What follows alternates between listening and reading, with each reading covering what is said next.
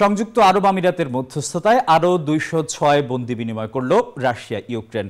এই দুই দেশের যুদ্ধ ঠেকাতে ন্যাটো আরও কিছু করতে পারত বলে মন্তব্য করেছেন জোটটির বিদায়ী প্রধান জেন্স স্টলটেনবার্গ। এদিকে শনিবার শীর্ষ রুশ নিরাপত্তা কর্মকর্তা সের্গেই শোইগুর সঙ্গে দেখা করেছেন উত্তর কোরীয় নেতা কিম জং উন।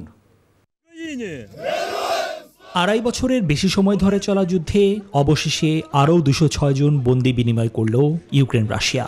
সংযুক্ত আরব আমিরাতের মধ্যস্থতায় এই বন্দি বিনিময়ের তথ্যটি আলাদাভাবে নিশ্চিত করেছে দেশ দুটি। দুপক্ষ থেকেই ১০৩ বন্দীকে মুক্তি দেয়া হয়। রুশ বন্দীরা কুরস্ক অঞ্চল থেকে ইউক্রেনীয় সেনাদের হাতে আটক হয়েছিলেন। এদিকে পশ্চিমা সামরিক জোট নেটোর বিদায়ী প্রধান জেন্স স্টোলটেনবার্গ শনিবার মন্তব্য করলেন, ২০২২ সালে ইউক্রেনে রাশিয়ার শুরু করা আগ্রাসন ঠেকাতে আরও কিছু করতে পারত নেটো।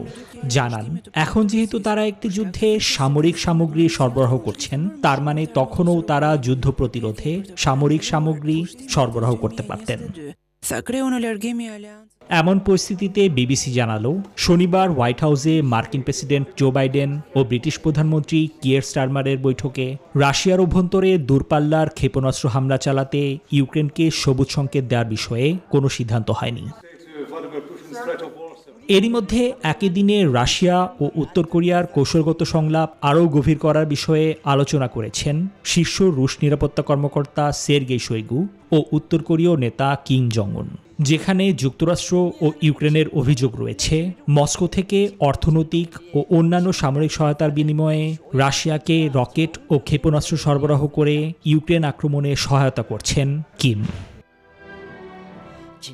নিবির আমিন, নিউজ 24।